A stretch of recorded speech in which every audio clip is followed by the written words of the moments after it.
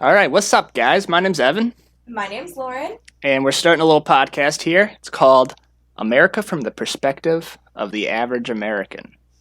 So, the goal with this podcast is really to talk about what we see as average voters every single time we open our phones and look at what is going on in the world versus when we turn on the TV and what we see is going on in the world there, and kind of trying to explain what the average perspective is, what our average point of view is on some of these topics, because there's a lot of noise out here from the media, and it's people's jobs to push an agenda, and we want to talk about what real people think about these Right, issues. yeah. I think that's like the little niche that we have is like we're not experts. We don't know much. I don't know much, but we're just kind of taking like the average person's approach and how we're trying to like reason with everything that we're seeing and that kind of thing. So we'll try our best to like look up some stuff and be accurate with our information, but a lot of stuff, I mean, there's so much misinformation from both sides, and we're just trying to reason it and kind of like uh, build our perspective in our worldview in a way that makes some kind of sense to us. This is what everyone's doing, so yeah, that's the whole point of this podcast, to kind of see how we should be forming our opinions. Yeah. It's important too because I think a lot of people nowadays are telling you what you should be thinking, and they come at you with all these facts and all these statistics, and the problem with that is what we kind of get lost in the sauce.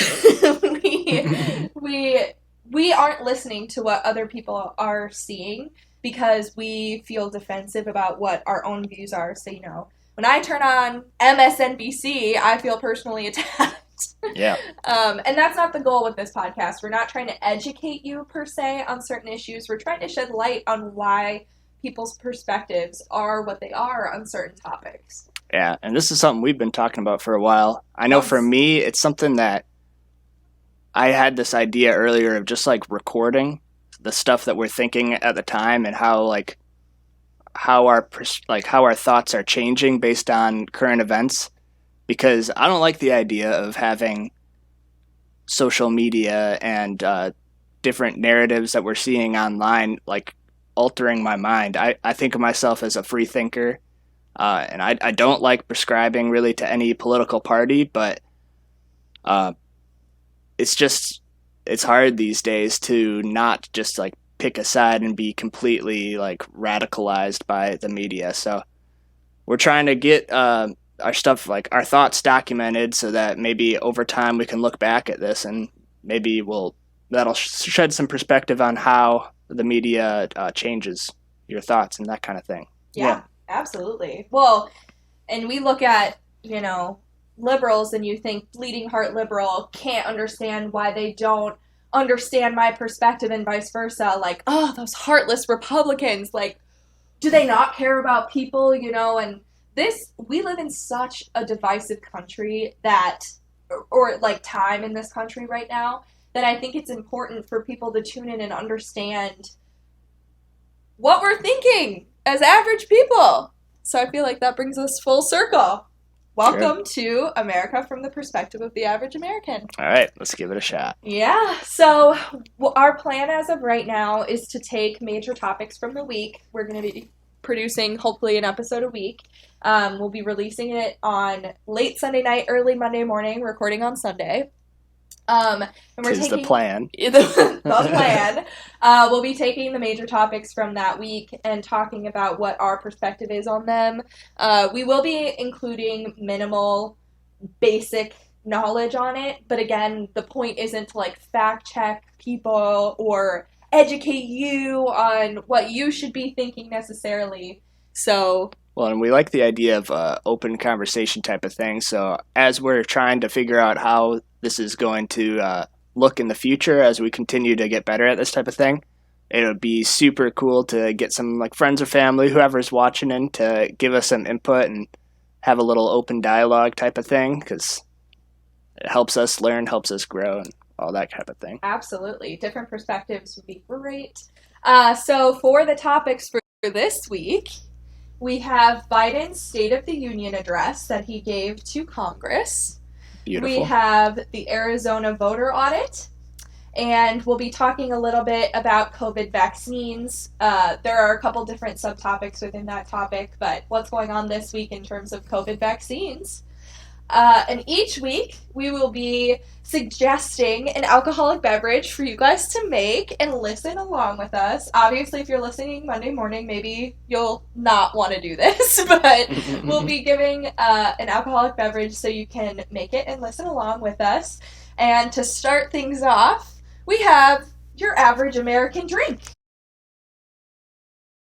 Little Tito's and tonic right there. Yeah. Bam. So all it is it's diet tonic, lime juice, and vodka. Diet tonic, because we not fat, right? Because we're trying not to be fat. But that being said, a lot of people drink it with gin. I think gin is snooty and not average. Okay. Yeah. All right.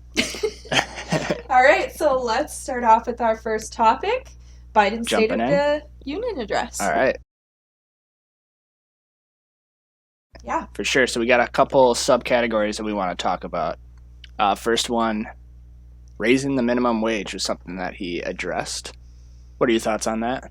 Any thoughts? $15 an hour minimum wage. Yeah. Federal minimum wage. So my thoughts on this type of thing is, I mean, besides the obvious where, I mean, raising minimum wage decreases number of jobs, yada, yada, yada. You've heard that. If you haven't, then, well, I mean, like, it's just people are going to form an opinion on whether or not that's true. And I'm of the thought that that is true. But also, what really I have an issue of it is federalizing the minimum wage. I feel like that's a state issue. Like some states like California and New York, there's such a high cost of living that maybe it makes sense there for that state to do it. But over where we're from, Wisconsin, I think it's $7.25 or something like that. And a minimum wage is the minimum. Like, not many people are working for $7.25 an hour. I know, like, I've seen McDonald's starting at like $13 an hour. It's like not really, to me, it's not an issue that should be enforced by the federal government. Yeah, I think we're conflating two problems. Okay. A livable wage and the minimum wage. Yeah, and that's, Yeah. So I think the Biden administration is trying to create an environment where people can live off of the minimum wage with the $15 an hour. But the reality of the situation is typically minimum wage jobs are supposed to be entry-level jobs that aren't meant really for people to live off of. I understand that there are situations where potentially that could happen, but it's not standard. The other thing we've been seeing is, because the 2020 census results are out, a ton of people are moving out of California and New York to the point where they're losing congressional seats. So how great really is this high cost of living that people are experiencing? And it's all just inflated anyway. Like, you make more money in California because you have to spend more money to live there. Yeah. $1 million house in California is like, what, a 3-bedroom modest home? Whereas where we come from in Wisconsin, you know, Yeah. I have a 4-bedroom, my parents have a 4-bedroom house, and it was like $300,000. So Yeah. So I think safe to say our perspective on that, Biden should not get involved. That's not really not really a federal issue. Right. All right. That was embarrassing that we said that at the same time. Okay. So the next thing is Biden has started really trying to get the American Jobs Act and the American Family Plan. So the next issue is Biden is trying to get the American Jobs Act and the American Family Plan into motion. So these two plans are all about creating jobs in America, but also getting certain agendas through Congress, I think maybe sneaky on the sly. The American Jobs Act is really, it kind of reminds me of the Great Depression, where they, no, hear me out. We're listening? Yeah, hear me out. So FDR created all of these jobs where people were basically digging holes and refilling them and getting paid for it. And I feel like that's what's happening now with the infrastructure plan. Maybe that's a really cynical view of it. But from my perspective, they're spending money to make money, I guess, and I don't know if it'll actually change any of our infrastructure when it comes to the American Jobs Act. Sure. Thoughts? Well, yeah, so this is one of those things where, I mean, I watched the State of the Union address. I don't necessarily have a super deep understanding of every aspect of the American Jobs Act. So that's why we are the average American voter. We're trying to make sense of this. But like some of the parts that I've picked up from this, from what I've seen, is, I mean, I like the idea of improving our infrastructure. You mentioned stuff with the power grid and upgrading aspects of that, and I think that would be great. It would lead to more jobs, and American infrastructure is definitely not really graded too well. Wisconsin gets a D, I'm pretty sure, and Virginia is pretty bad as well. Yeah, and the stuff with bridges, there's a lot of bridges. Like, I think it's a good thing to invest in that, and that's in my mind a legitimate role of government. That's what our taxpayer money should be going to, is funding improvements to infrastructure and that type of thing. So I like that idea, and I like the idea of putting money towards electric stuff, because that's the future. That's just my opinion. I mean, this is where I'm a little bit more cynical when it comes to the federal government getting involved in stuff, and especially when it comes to roads and bridges. States typically have their own budgets for that. Yeah, that's fair. That's true. And it's hard for me, like, Wisconsin, even if it is getting a D, I've popped 2 tires since moving to Virginia. We lived here for about a year, and I had never once had a flat tire in Wisconsin. So It's frustrating from the perspective of we've seen 2 completely different states and how they handle their roads, and I think the standards are a little bit different. But I guess I commend Biden for trying to get jobs back into the hands of the American people, especially after a tough year. Yeah, well, we'll give him that. commend him for that, but at the same time, I think there were a lot of aspects to that, a lot of money that is associated with this bill that was not quite going to just improving infrastructure. So it might be a lot of money hidden. I'm going off the top of my head. I think like 20% goes to actually improving stuff. Don't take that as fact. That's probably some garbage far right propaganda I've been fed, but I mean, we're all just trying to figure it out. But I mean, that was a good point that you made, that states are more responsible for there. But I hear you. I think, especially for interstate commerce and things like that, the federal government potentially could be involved in that. Yeah, But yeah, Biden. We'll see what Biden does with that. Kind of interesting. Yeah. All right. What next do we have here? His nice little one-liner that he threw in right at the end of the State of the Union address. He says, "What was he talking about?" I think he was talking about. Well, so I think it's important to set the stage a little bit. The State of the Union this year was given to Congress as opposed to the American people. And there were several instances during the State of the Union where he seemed to be addressing Congress and not the American people, which is fine, I guess. But in this particular moment, it was very evident. So he was referencing the Constitution, and he said, "We the people being us, the government." Our Constitution opens with the words as trite as it sounds, "We the people." Well, it's time to remember that we the people are the government. You and I. Yeah, so the whole issue was obviously that it was just people were making fun of Biden for interpreting the Constitution as we the people, meaning the government, and just saying that we the people are the government. He has no idea on how to read and interpret the Constitution, which is pretty important. Well, and even if that's not true, right? It sets a very scary precedent of the government being. The American Constitution was founded on the idea that we, the people, are being we consent to being governed. Mm-hmm. We, the people, consent to being governed. when Biden says, we the people being the government, insinuates maybe that he doesn't understand, but maybe even a more sinister perspective of, are we shifting from people being consenting to being governed to the government being the people? It's just kind of creepy. Sure. Well, yeah, there's a lot of ways to read into it, and if you look at that, if you go and watch the clip, it was like cringy on the spot. But I think it's being sound bitten, sound bites being taken out. Sound bitten. And I think his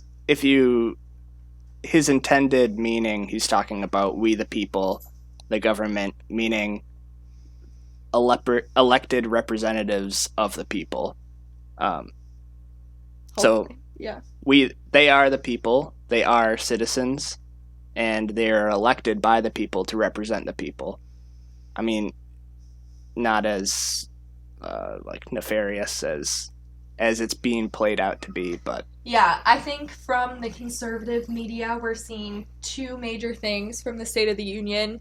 One of them being this one-liner that Biden gave, and the other being Ted Cruz sleeping. Yeah, and I mean, I did not think it was fair how the media attacked Donald Trump during his presidency. So I think we should give the benefit of the doubt that we expect of our of the people that we support, and yeah, don't just attack someone at every opportunity. Yeah, it seemed kind of from the innocent perspective side, it just kind of seems like he was trying to be. It sounded shitty, but it was probably not how he meant it to come across. It's probably just a little stutter. Can I say that? Yeah. Okay. So the next topic we're going to talk about, these are all things that came up, by the way, in the State of the Union address. We're not just, we watched the State of the Union. I will say we watched it on 2x speed. It sounded normal, and that, I guess, was a big critique of the State of the Union address. That was a 5,000-word speech that took an hour and 5 minutes. I don't know, how long are they usually?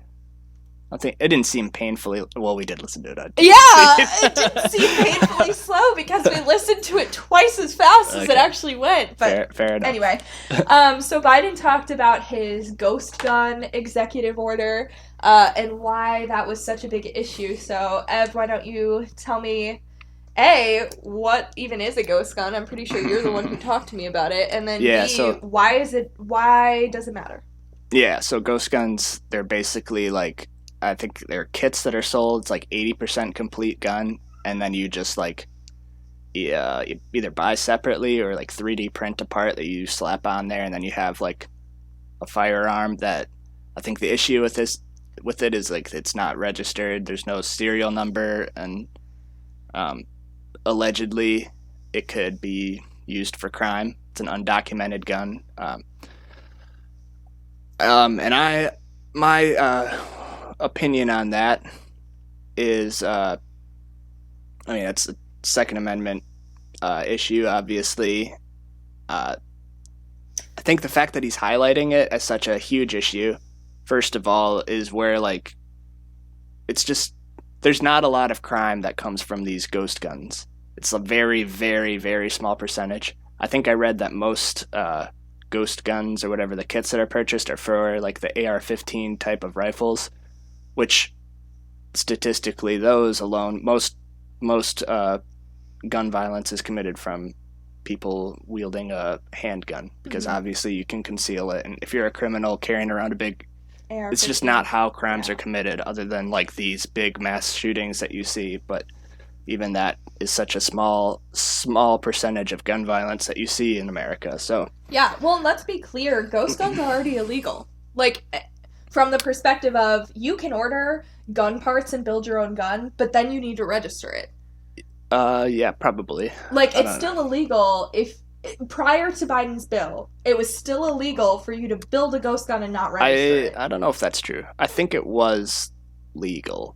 And, well, I think it should be legal, for one. I think that we have the right to build a gun. If you are good enough with your hands and you can create things, why are you not allowed to put a metal thing apart? You can make potato guns. You're allowed to make firearms. It's well, come on. What kind of world do we want to live in where we can't make man. things with our own hands? Come on, man. Come on, man. It's just dumb, and there's not a lot of violence coming from it. This is just regulations that are made to make people feel good, and like you're not solving real issues. It's just it's just Mila. It's okay. When I first heard about the ghost gun, I kind of had the ghost gun thing with Biden and his executive order. My initial reaction was like, ugh, why is he doing this? This is an attack on the Second Amendment, you know. Well, I think that's the point. Okay, but listen, here... we got a cat coming in the frame. Yeah, maybe. You've said that, and now it won't appear, we'll be the crazy ones. But my second reaction after thinking about it for a little bit was, this doesn't do really anything. This doesn't really change anything, this ghost gun bill. Right. So, would it be better to just... Oh. There we go. There we go, the evidence. Would it be better to just... What's up, Mila? Should we show it off? Mila put on her... Oh, yeah? America ribbon. Thank you, Uncle Aiden, for that. Mila's Christmas present. Big flex. Oh, yeah, cat. All right. That was Mila. Wait, what were you just talking about? Because... Yeah, this is important. My second reaction was, like you mentioned already, ghost guns account for a very small percentage of all of the gun violence in America. So is Biden just passing this bill to kind of get some of these anti-gun people in Congress off of his back? He's going to say, look I did handle gun violence. I passed this executive order, but then nothing else comes from it, and they kind of leave the gun issue alone. Because I think that would be great. If this is the only gun law that Biden passes during his entire presidency, I think that would be ideal. Yeah, well, I don't think it should be passed, because I see, as technology changes in the future and 3D printing becomes like the normal way of like producing goods, if that ever happens, I don't know. I'm just looking into the future. Maybe sometime in the future, like that's how you're going to purchase things. It's like, I would like to purchase this good that would usually be at Target or Walmart or something.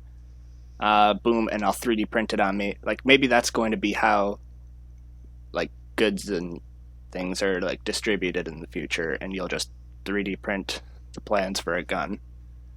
So then it could become an issue, is what you're saying? Right.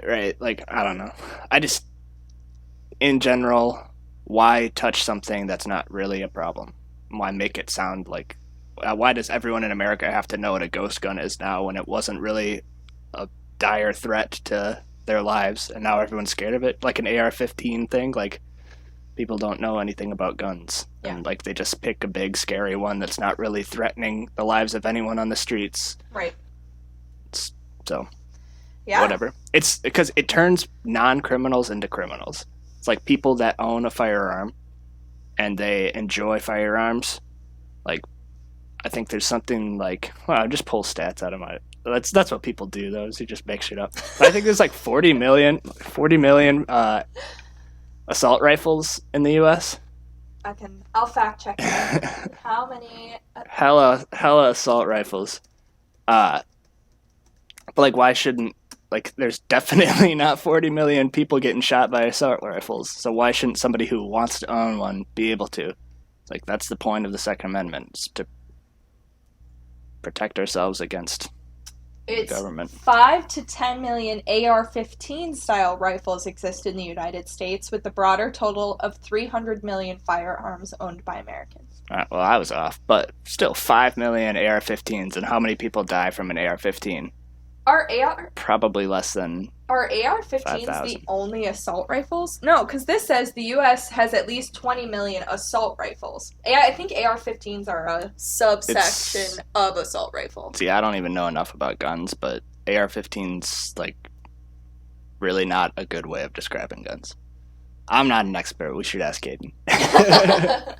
I know people make fun of people that are talking about banning AR-15s because, like, you know nothing. Right.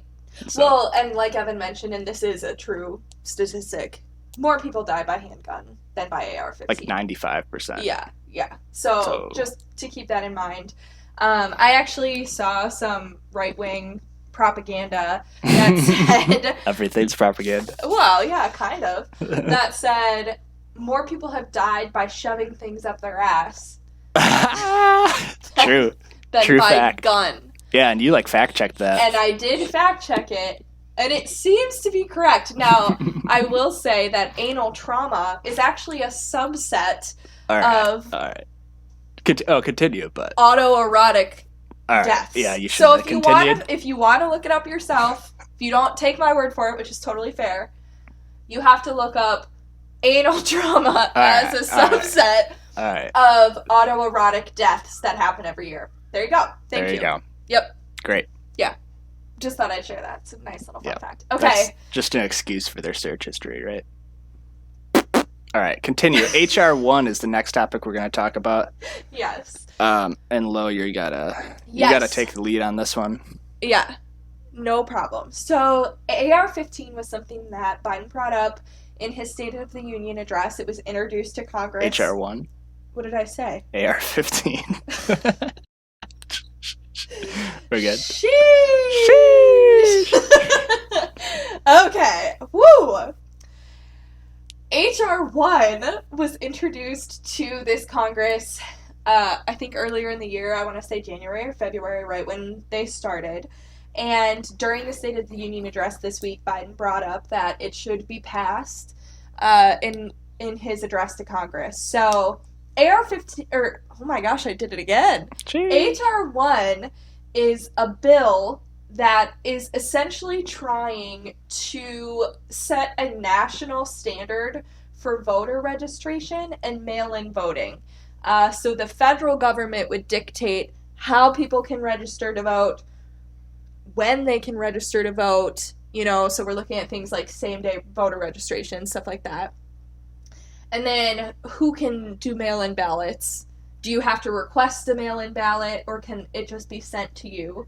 Mm-hmm. Stuff like that. And they're setting a national standard for that. The other big part of the bill that is important is nonpartisan redistricting commissions would be set up in every state as an attempt to get rid of gerrymandering, which in every single state there is... Wait, so they would just redistrict themselves? So it gives the federal government the power to gerrymander? Yes. Well, Evan, how dare you say that? They are the feds would never do that. Nonpartisan redistricting commissions. Exactly. Right. We trust big government. We get on our knees for big government. All right. But here's the point, right? Essentially what they're doing is they're taking power away from states to regulate their own state voting laws and setting a national standard. This is spooky for a lot of reasons, but the main one being getting rid of federalism. Getting rid of certain rights that states have as states and giving them to the federal government, daddy government, Big daddy government. Yeah. King Biden, King Trump. Nobody likes it.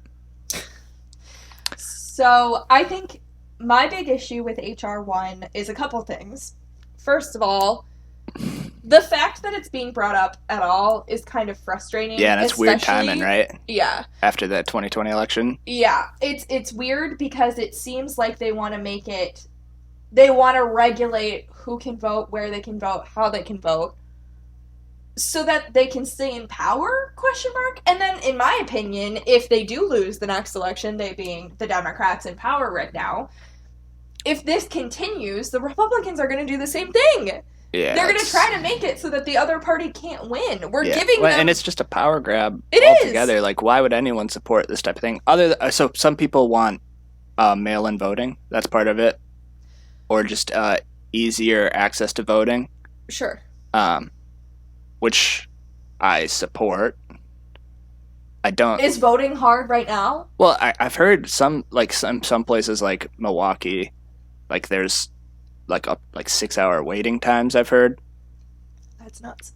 That's insane. We got to do what we can to improve that, so that for sure. That's deterring people from voting. You can't take off all day work just to go in and vote. It should be a real quick thing. Everywhere I've lived, it's been a quick thing. Yeah, luckily. But I mean, it should be for everyone. So that would be like the voter suppression type stuff that they talk about. But I don't think that requiring an ID is that part of HR1 taking away the. You wouldn't be allowed to require ID. Yeah, that's like stupid. Because everybody in the U.S. has an ID. Yeah. So, according to the Washington Post, this is what the bill actually contains. And I'm going to read some of the lines to you guys. H.R. 1 requires the chief election official in each state, which in most states is the secretary, to establish automatic voter registration systems that gather individuals' information to the government from government databases and registers them unless they intentionally opt out. They say it's the government's responsibility to keep that information up to date, just like other government agencies such as Social Security, that kind of stuff. The law would also guarantee voters same-day registration, either at early voting sites. I like that. Or at precincts on Election Day. Wisconsin is one of the states that already has. Yeah, I think every state should have same-day voter registration. Okay. Yeah, actually, Evan, you couldn't vote in this last election. I thought Virginia had same-day, because that's what Wisconsin has. That's what I was used to, so. Yeah. But, that's a bummer. That sucked. But each state would be required to allow at least 15 days of early voting for federal elections for at least 10 hours a day, with at least some time before 9 a.m. and some time after 5 p.m. The law would limit how states can purge voter rolls. Okay. I think I'm very libertarian. And anytime anything says something about making the federal government force states to do stuff, I'm like, no, shut up. Well, and I guess one of my big questions is there have been a lot of states who've been shoring up their election laws, so it would be difficult for voter fraud to happen. People can have more integrity in their elections.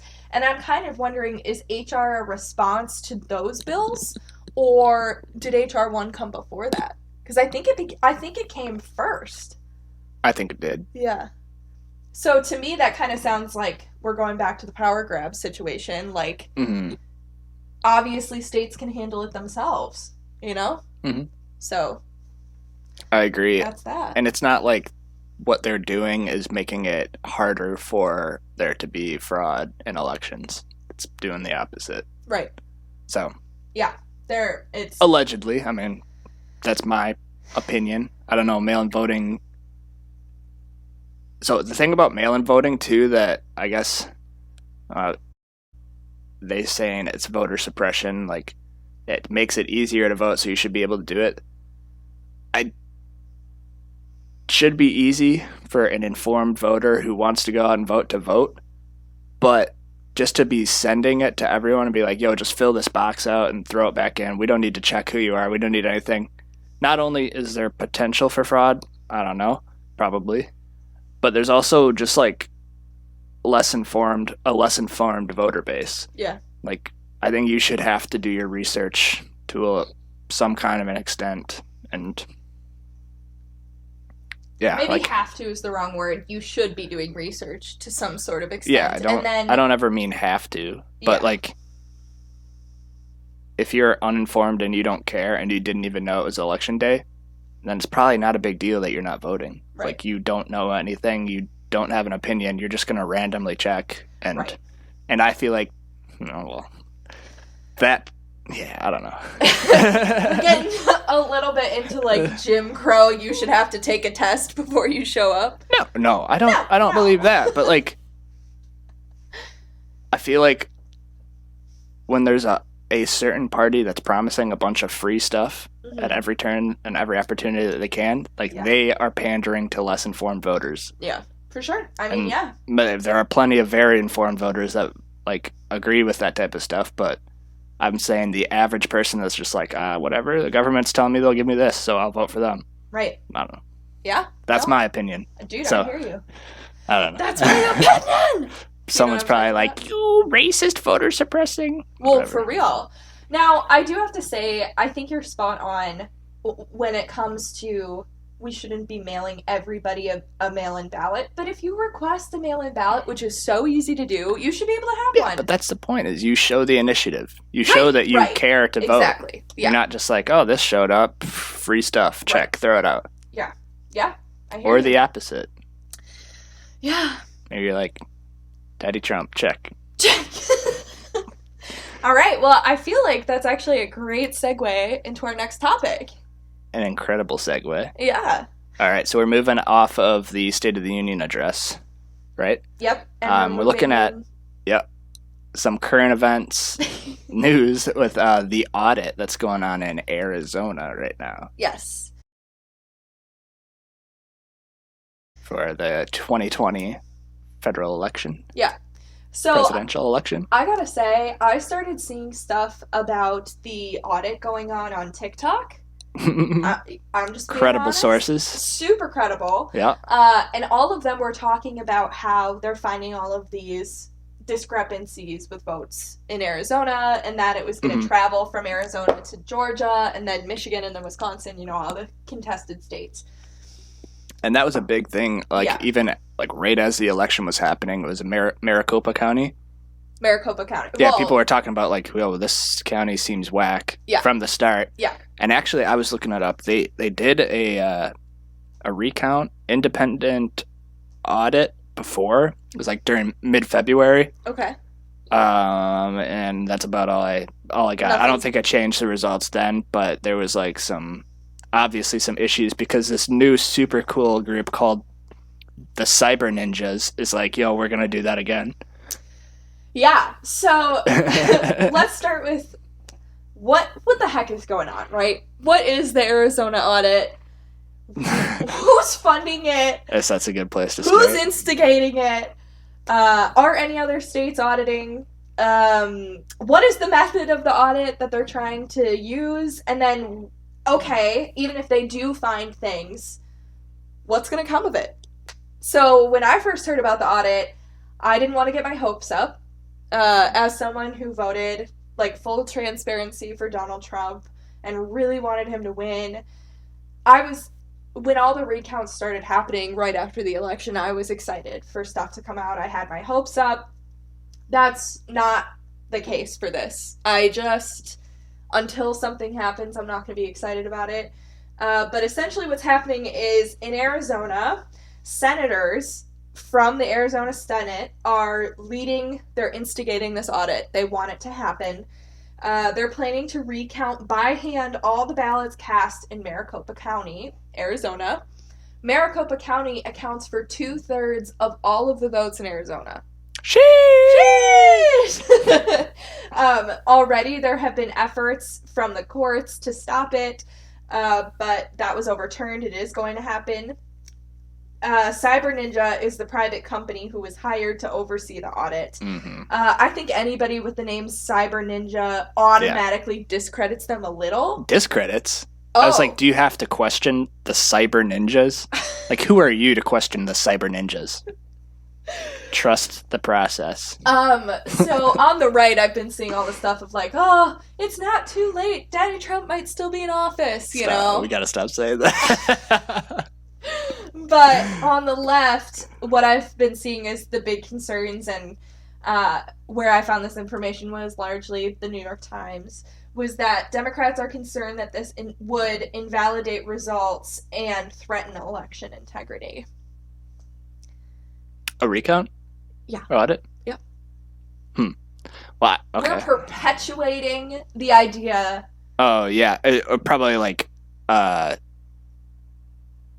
taking trust away from the democratic process. Yeah.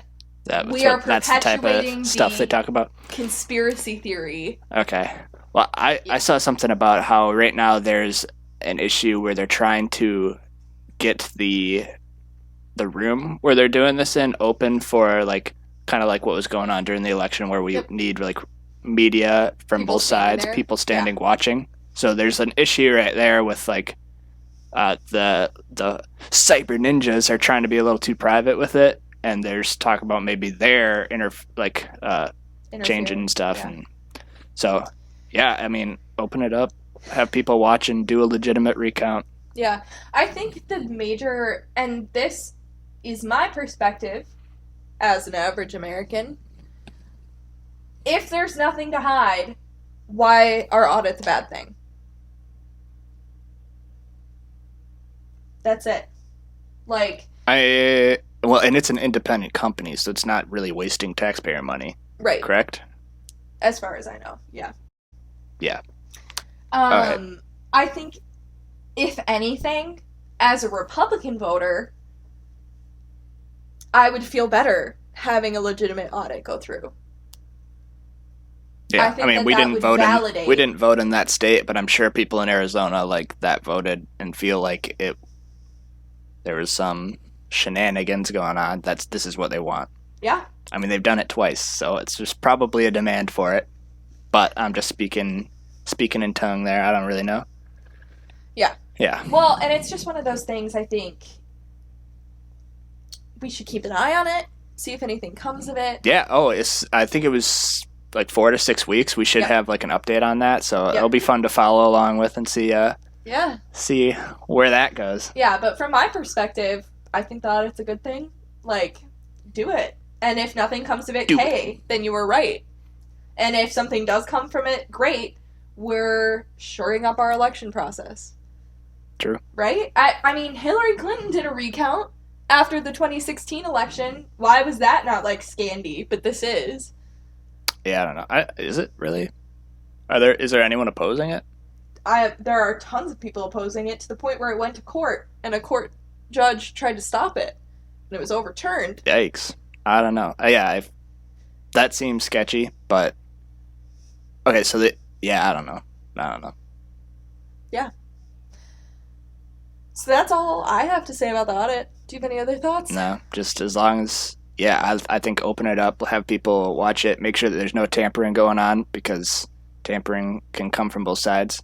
Make sure that you're preserving the actual ballots, because that was an issue, is like these are federal ballots that an independent company like they're looking at, so like they can't be messing with it. There's talk about like it deteriorating the quality of them for future audits or something. I don't know, man. I'm just reading stuff, and I think it's fine as long as they're being watched, as long as they're doing a good job. It'll be some interesting information at the very least to come of it. Arizona, interestingly enough, is going to have a state carnival on the same lot as the place where they're doing the audit right now. What? Yep. Why?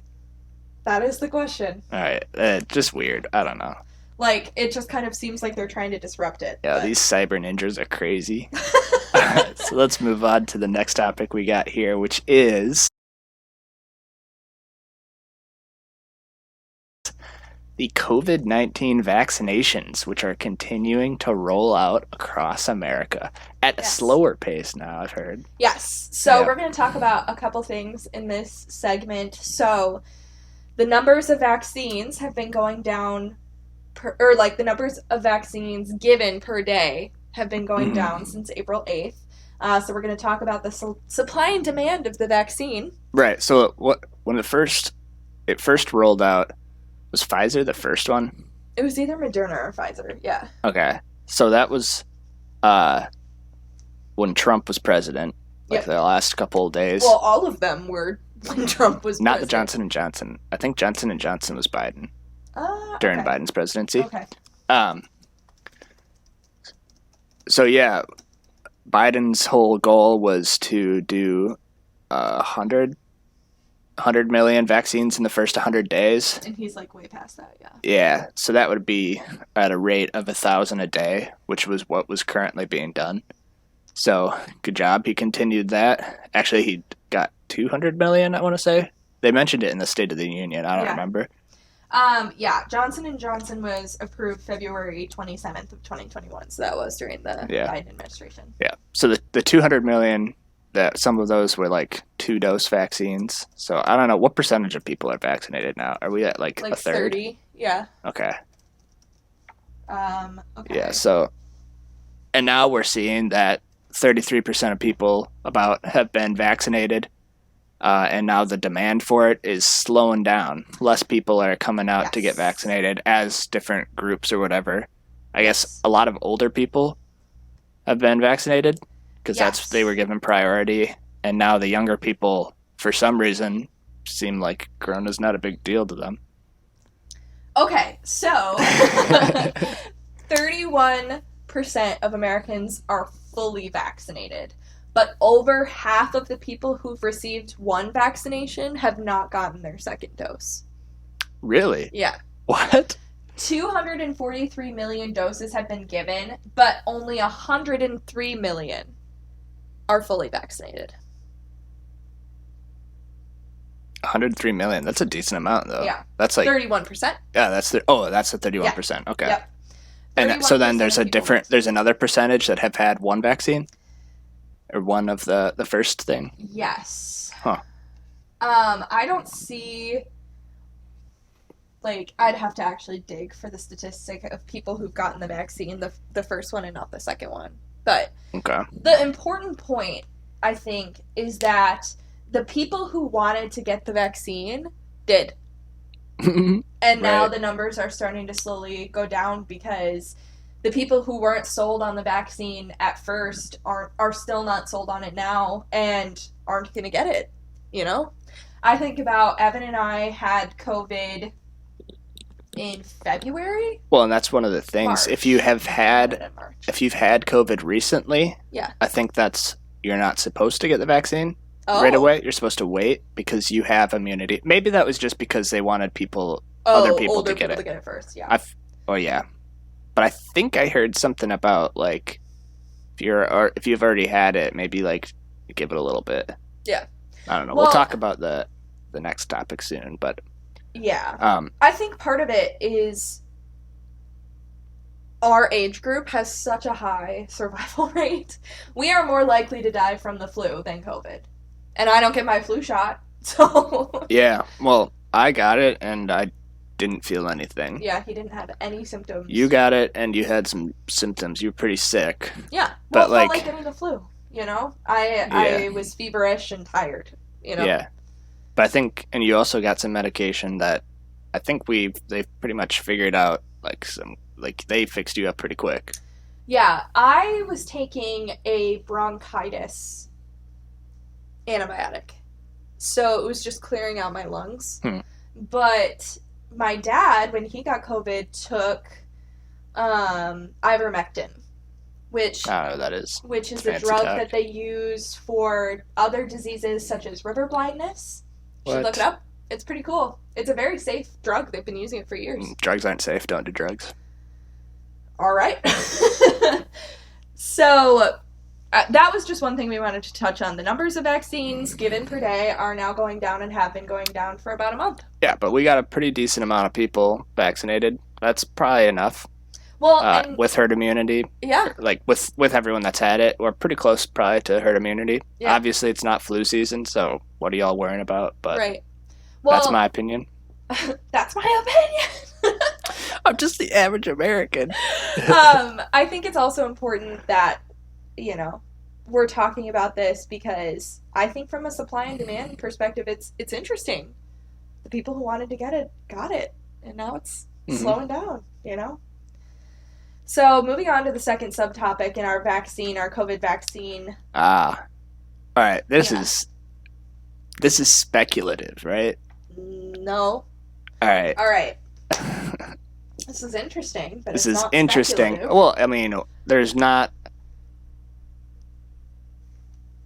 Okay, there actually is a part. So, adverse reactions to the COVID-19 vaccinations. Yeah.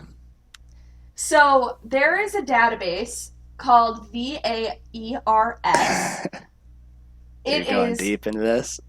Listen, you can report any adverse reactions to this database. Okay, but first let's mention the Johnson & Johnson vaccine actually was halted because the government said, this isn't safe, it's causing blood clots. Right. And maybe I heard there were 2 cases and they were let's be extra cautious, but does that make sense to anyone? Obviously this is not an FDA approved vaccine. Like they're not being extra cautious with it at all. They're actually just throwing it out there. Yeah. They haven't gone through the clinical testing that they would for any other vaccine. Yeah. That's my opinion again. But now, well, that's what so yeah, is, they halted the Johnson & Johnson. I don't know if they restarted it again. Are they giving that one out again? They will eventually. I think they're close, but I don't think it actually has restarted. Yeah, so they're probably doing the testing that they should have done originally before rolling this out on, people, not guinea pigs, people. Yeah, they say it'll be available again soon. Great. So, Excellent. cool. But what's interesting is there is this database where you're allowed to report adverse reactions to the COVID database. So, between December 14th and April 23rd, a total of 3,544 reported deaths from the COVID vaccine have occurred, and 12,619 serious injuries have occurred. That being said, like we just mentioned in the last segment, there have been over 340 million doses given. Wait, so that the cause of death they're stating is the COVID vaccine? Adverse reactions from the COVID vaccine, yeah. So That's again, a super small percentage if you divide it out by how many doses are given. But how many people was it? 3,544. Okay. And does it say the age of those people? Like, you can actually go to the website yourself and click on it. They have you can look at every single account of death. Yeah, well, Isn't that crazy? Look at this.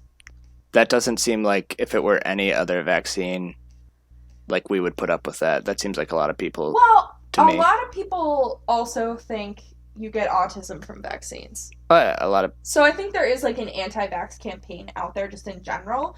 But what irks me about this is when we talk about COVID deaths and how you have to do your part to protect other people from dying from COVID, every single death matters. Whether it be one person, whether it be 0.00009% of people dying who've gotten COVID, it doesn't matter. Every single death counts. That's what the rhetoric the media is giving us says. Yeah. But when we talk about deaths from the COVID vaccine, they have underlying issues.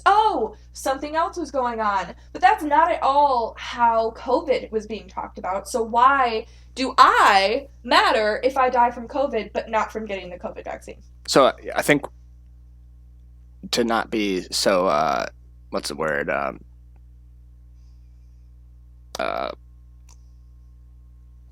Just to keep it for everyone. I don't know.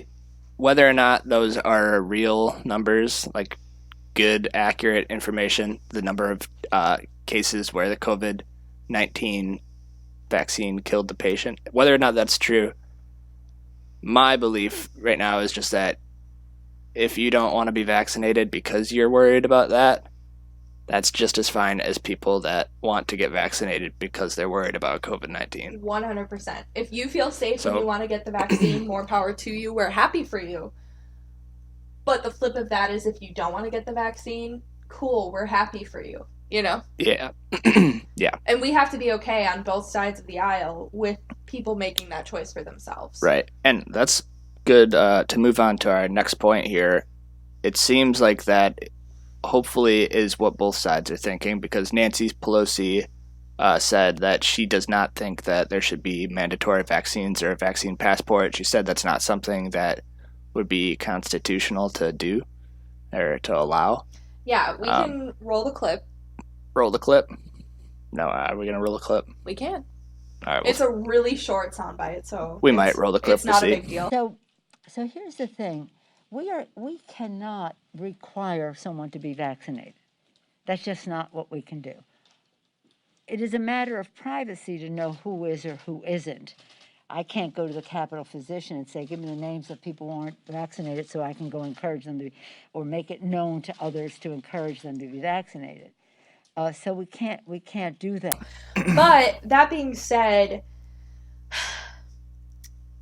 I am a law student, so I read a lot of law cases, including Roe v. Wade, right? the case that talks about abortion. Actually, Casey versus Planned Parenthood is really the most recent case, but most people know Roe v. Wade. The whole basis of the constitutional right to abortion is the right to privacy. Okay. Oh, you're talking legal talk? Just briefly, mandatory vaccines also invade your right to privacy. Like, you can't be on one side of the aisle spewing, okay, abortions are fine, right to privacy, it's our constitutional right, and then turn around and be screaming at your neighbor that they need to get vaccinated, it should be mandatory. Right. Yeah, it's pretty hypocritical. Yeah. And weird that we're like split. There's a partisan line on an issue like this. Why? Yeah. There really shouldn't be. Yeah. Yeah. All right, and then vaccine passports. Yeah. And what? Opinions. Oh, yeah. Well, we kind of covered that. Oh. I was very worried because we are planning our honeymoon in Greece. Yep. And we read something about Europe requiring a vaccine passport. Yeah. But it sounds like right now it's going to be you have to have your vaccine passport or just go take a COVID test and prove that you don't have COVID. Yep, so I guess I mean, as long as you can still travel, but I don't think whatever, it's COVID. We're getting vaccinated. Once vaccines are out, are you not going to be able to travel with the flu? Like, obviously you shouldn't, but should you? It's not like maybe moral to be getting people sick, but should it be illegal? Like, there's a difference between morality and legality. For sure. I think in terms of vaccine passports, we talked about voter ID laws earlier and how there are people out there that think that having restrictions on voting, like requiring voter IDs, would be racist, unconstitutional, things like that. Again, how can you advocate for no voter registration and then turn around and be all for vaccine passports? Like, they're not the exact same issue. Obviously, there are nuances to both, but it's this hypocritical language that I just drives me up the wall. Yeah. And yeah, it's hard to say that we're not hypocritical in some of our thinking. So we're just trying to pick it apart. I don't know. I mean, I don't get how people think this certain way, but probably if somebody sees how we're being hypocritical in the way we're thinking, point it out to us. Yeah. Well, because we like to grow and learn and have like a good basis on our thinking, something that's consistent and yeah. That was embarrassing. We looked at each other and said the same thing again. I think really my big issue with vaccine passports especially is that we shouldn't be mandating the vaccine to begin with, let alone mandating that you have to carry around documentation to do certain things in society. I think that that's dumb. I'm actually a capitalist, so I'm pro-business, pro-private business, and I think private businesses mandating that you have to tell them certain health things about yourself is actually crossing a line. And I don't think businesses cross lines too often, just to be clear. That is a hot take. A hot personal take. That's a hot take. I mean, it's just the fact that they're crossing a line and there's still a demand for their product. That's on the consumers just as much as it is the company. Yeah, absolutely. So, yeah. All right, so that's pretty much all of the content that we have here that we're going to summarize for this week. In the future, we're looking at doing a couple different parts, but for today, we're just kind of getting a feel of the timing and how much content we need to talk about to fill up about an hour of stuff. So we have a couple ideas for some fun little segments that we want to do in the future. One of them is a meme review. Yeah. So you want to explain what this is going to be? Yeah, so we're going to be scouring the internet like we do on a regular basis anyway, and saving our favorite conservative meme and our favorite left meme, and then doing a review of them. Why are they funny? Yeah. I don't know. Does that kind of ruin a meme if we break it down? Maybe a little, but I think that also in and of itself could be funny. Yeah, and we'll probably get a couple each week and just...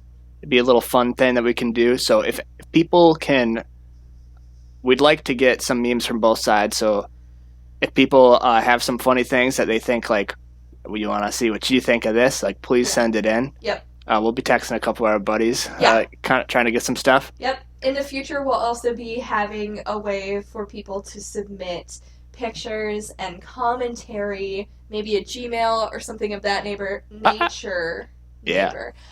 So that we can interact a little bit more with you guys, as well as get your opinion, maybe a Q&A in the future. But for now, we're just trying this out, seeing how you all like it. We're rookies. We suck at this, so we're trying to get better and hopefully have a little fun with it. Yeah, absolutely.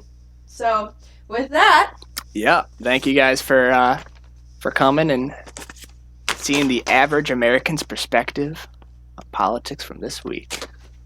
It's been a pleasure, Lauren. It's been a pleasure, Evan. Peace.